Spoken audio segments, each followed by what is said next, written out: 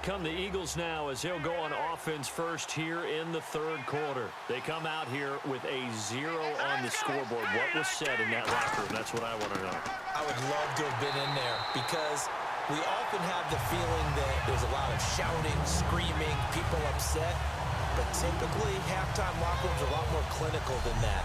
And in this case, are they upset that the plays weren't working because of execution, or did they think they were just bad plays to call? Yeah. We'll find out pretty quickly here if they feel like they had something going, but they just need to do it a little bit better or not. We'll find out.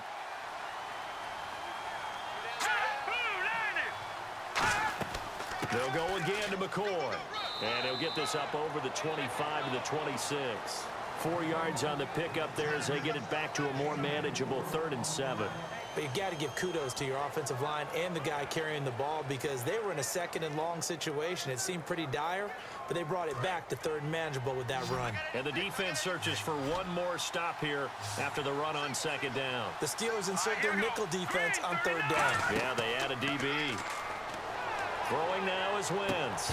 And incomplete. He can't hang on. Would have been a nice catch. Instead, it brings up a 4th down. And when all else fails as a defender, when you're not there in the coverage, your best friend is exactly what we saw there. A big play shot taken by the offense. Unfortunately, it ended in a big drop.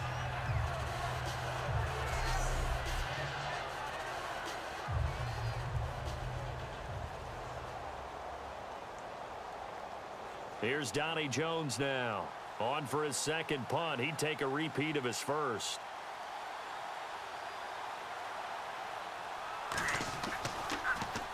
He gets this one away, and boy, it's another boomer. Taken in at the 22. Give him 11 yards that time on the return. And the Steelers will go on offense here, 1st and 10.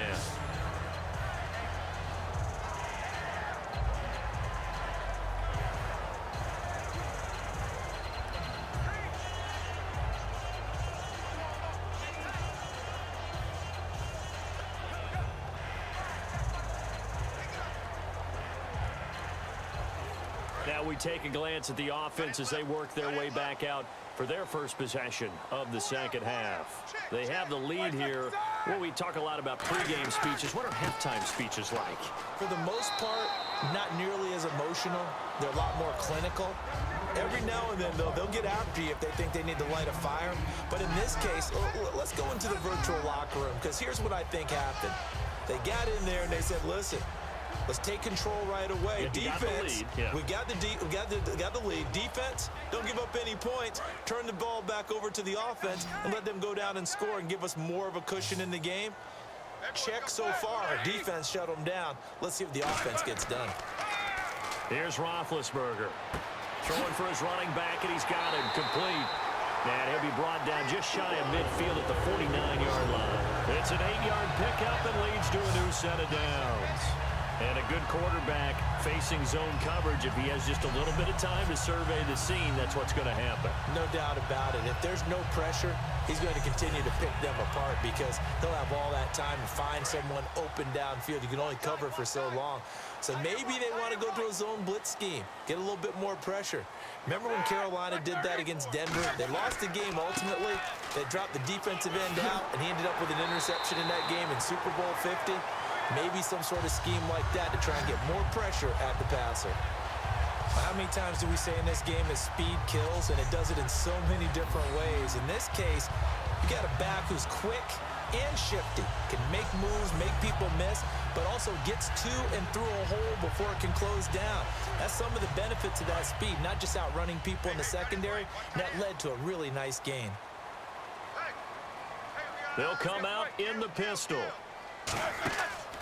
They keep it with Yeldon on 1st down. And he'll lose yardage here. Back at the 41. That's going to go as a loss of 2, and it'll be 2nd down. And the offense there, the O-line, everybody really on offense, they were just manhandled at the point of attack. Yeah, you could pretty much call them all out, couldn't you?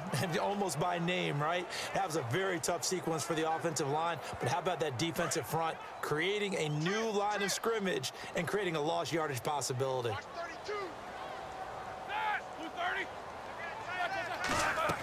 Now Roethlisberger to throw on 2nd down. They'll try and set up the screen. It's complete.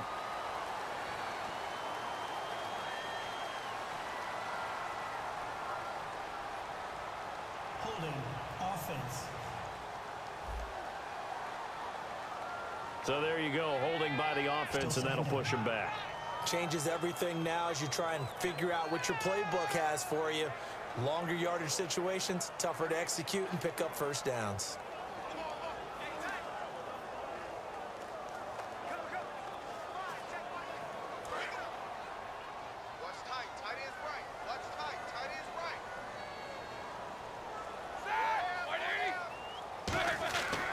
Here's McCluster. Looking for a seam, but finding none. He'll get back to the line of scrimmage, and that's it. No gain on the play this time, and it'll be a 3rd and long situation coming up. So nothing there. I don't know that that's all in the back, though. You got to look at blocking there, don't you? I would agree with that totally. At some point, they have to win at the point of attack. Instead, it was the defense getting it done again and holding them to no gain. Now Ben on 3rd and long. Oh, incomplete. Nearly the pick they needed. They would have loved one there, but at least it does get them to 4th down. Oh, man, that was close. The opportunity to change momentum, big play, right in his hands, unable to come down with it. A sigh of relief, no doubt, on offense that fell harmlessly to the ground.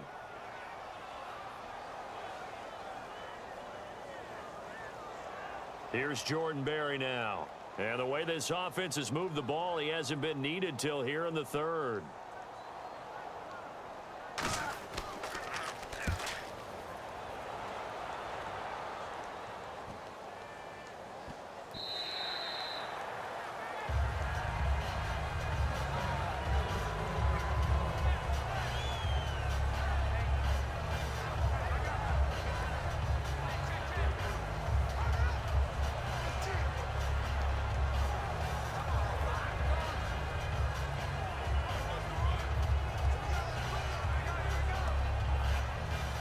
Philadelphia getting set to take the field. And still no points on the scoreboard. You're coming off of the 3 and out.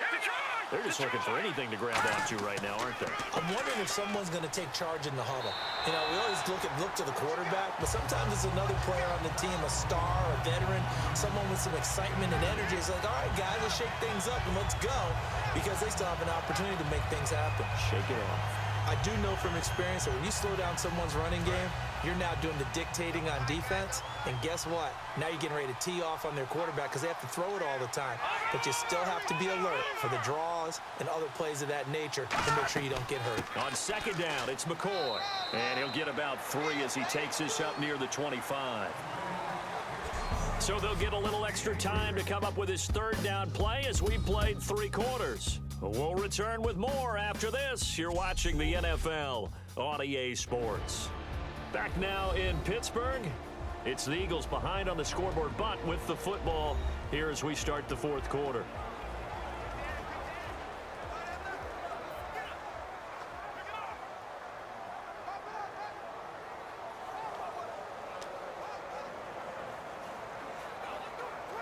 Third down now following the run.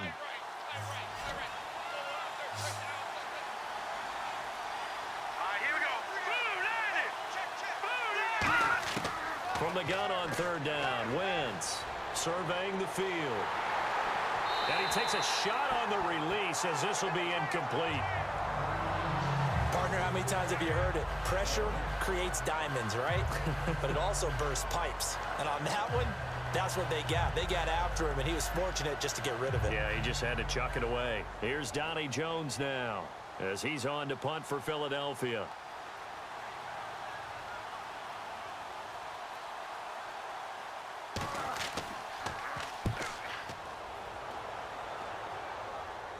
Fair catch called for and made right at the 25-yard line. So possession goes over here on the punt. And the offense will come back onto the field with a 1st and 10.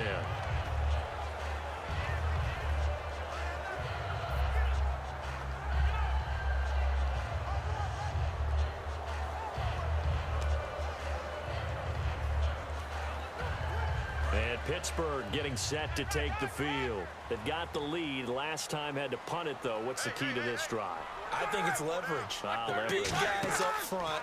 You know the motivational speech on the sideline is, guys, give us an opportunity. Protect the passer, create space for our runners, and let's go ahead and get these guys. Low man wins. Let's go do it on this drive. We'll watch that leverage on this drive.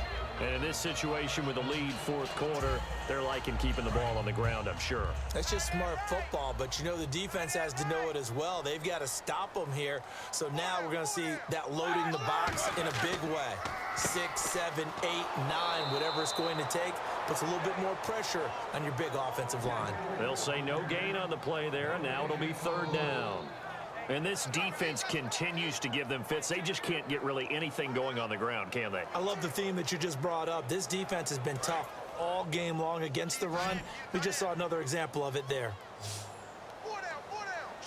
And the Eagles will go with an extra DB here as they prepare for a stop on third. Thinking pass all the way. And incomplete. He had nowhere to throw, so he just tossed it away. But that brings up fourth. Not too many things get to a quarterback of this magnitude, but I think it's safe to say that pressure can get to any quarterback. Now, he's obviously a great franchise quarterback, but felt the pressure, threw it incomplete.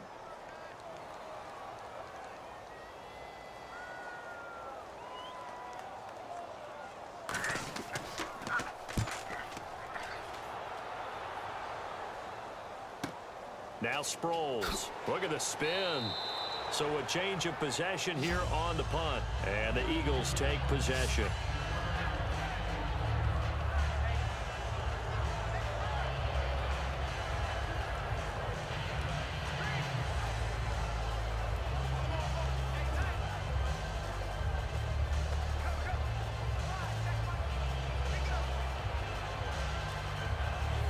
And now the Eagles offense back out onto the field. And 3 and out on the last drive. No points on the scoreboard. A little soul-searching now?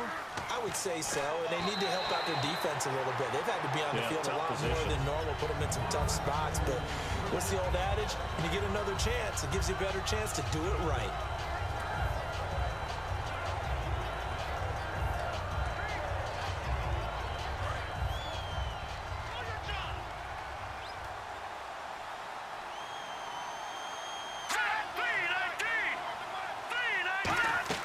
Once again here on 2nd and 10. He's got the hook up here to Deshaun Jackson. They give him 13 yards there on the play and a fresh set of downs. Well, clearly one of his advantages as a passer is his height. Sit back in the pocket, fired over the middle. That makes things tougher defensively, doesn't it? It really does, because your goal is to move the quarterback off his initial spot when he gets his drop back completed. But when you have that type of height, he can stay in there if he's willing to take the hits and just fire over the top, which saves him time and actually completes a play a little bit quicker than it normally does for a quarterback who has a slide. And McCoy loses the football. And it's picked up by the Steelers. And they'll set up shop right near midfield at the 49-yard line. Well, Parker, I think it's safe to say they can mark this down as extremely frustrating. Here we are in the fourth quarter, and that last play, that turnover, I think it epitomizes what happened to them all day on offense. So symbolic, and that's why they're still being shut out.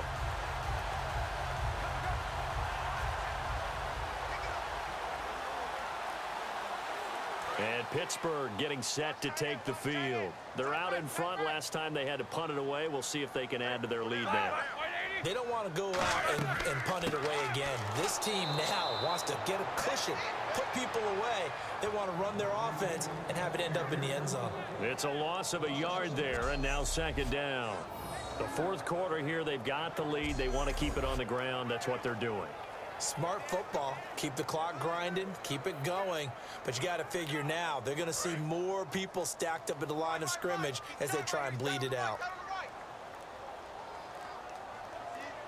They come out here in the eye. They'll run it again with Yeldon. And a pretty big hole as he's down to about the 40. They get 9 yards back on the run there, and they're left with a much more makeable 3rd and 2. Time for a break. We'll come back and see this one out after this.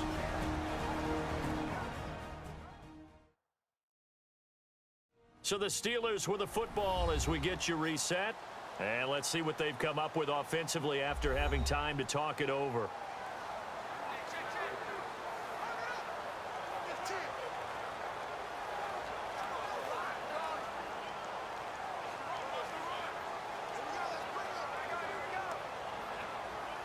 Offense coming up, needing 2 yards on third down. Yeldon, the lone running back. He'll get the football here. Yeldon fighting. He lost the football. And his crew will take over at their own 45-yard line. Well, that's one of those mistakes. That's a fumble that when they get to the sidelines, I know you're mad, Coach, but look, we've still got this locked down. But that's not necessarily true, is it? Well, their hopes are slim, but you just hate to give them any hope. You could have sealed it right there. Yeah, could have finished them off and taken away all hope, as we like to say. And Philadelphia ready to get going on offense again. And the turnover last time, that's sort of been symptomatic of their struggles here in this one. Big word. I like it, though, because you're exactly right. Like that, don't you? All game long, they've struggled moving the ball, turning it over on the last possession. Is that word again, symptomatic? Yeah. I like that. Your analysis, symptomatic of the success of this broadcast. What I like is that you gave me the word, and I just kept using it. Finding time. Now a desperation throw deep downfield. And this is intercepted. And that should do it. A great read, and it's picked off. And he is all the way up past the 25. Obviously disappointing, but you had to go for broke here, down 2 scores. So that forced you to make some throws you definitely wouldn't want to make. And I think this interception is going to pretty much write an end to this one.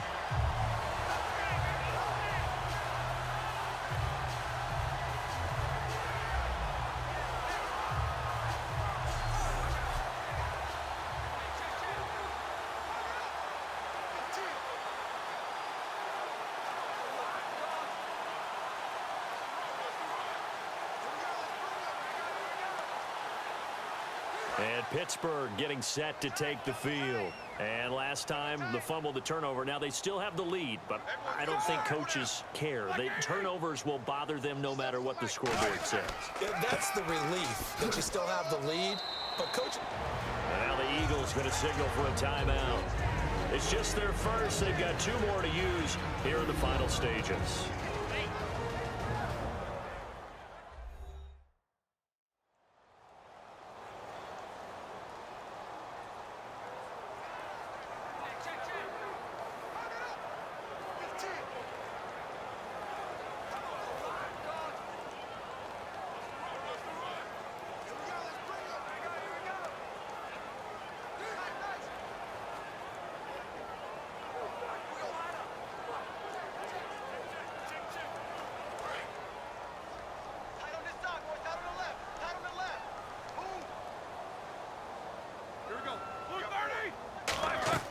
Again, it's Yeldon. And he'll be tackled at about the 35. And the Eagles are going to go ahead and take another timeout. That'll leave them with just 1 remaining in this 4th quarter of play. So a defensive timeout, chance to regather, regroup, and get set as we resume action.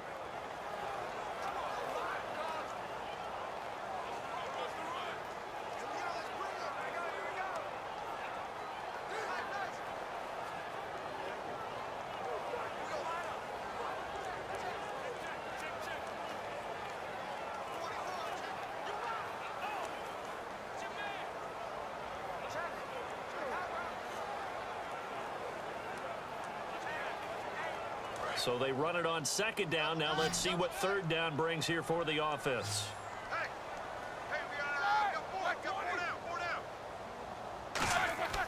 Third and 2. Now Roethlisberger. He gets it to Brown. Complete. And play is stopped here. Timeout. It's the defense calling the timeout here. It'll be their 3rd and final timeout. So as they talk things over, we'll step aside. And now following that timeout, the defense back out onto the field.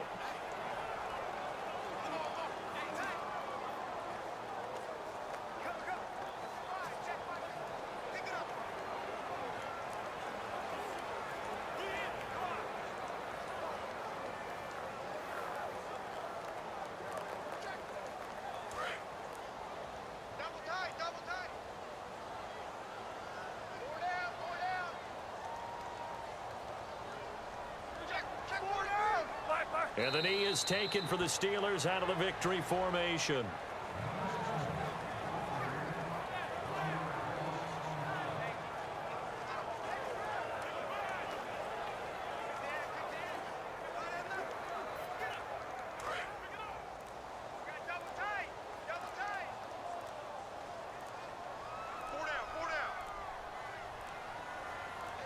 And the knee is taken for the Steelers out of the victory formation.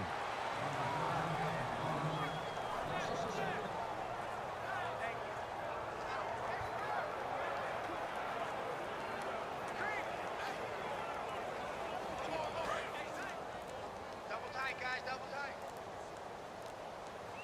Hey. 4 down.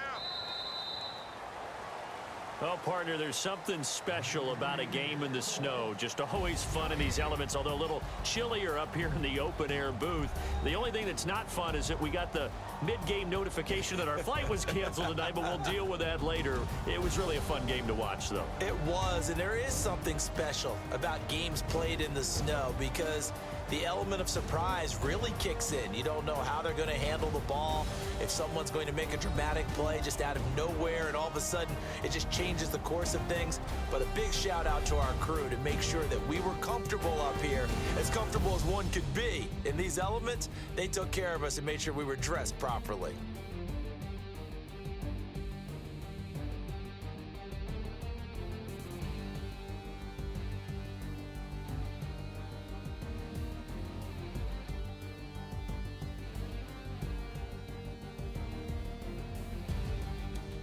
So that'll do it for us. For Charles Davis and all our crew, I'm Brandon Gaudin. You've been watching the NFL on EA Sports.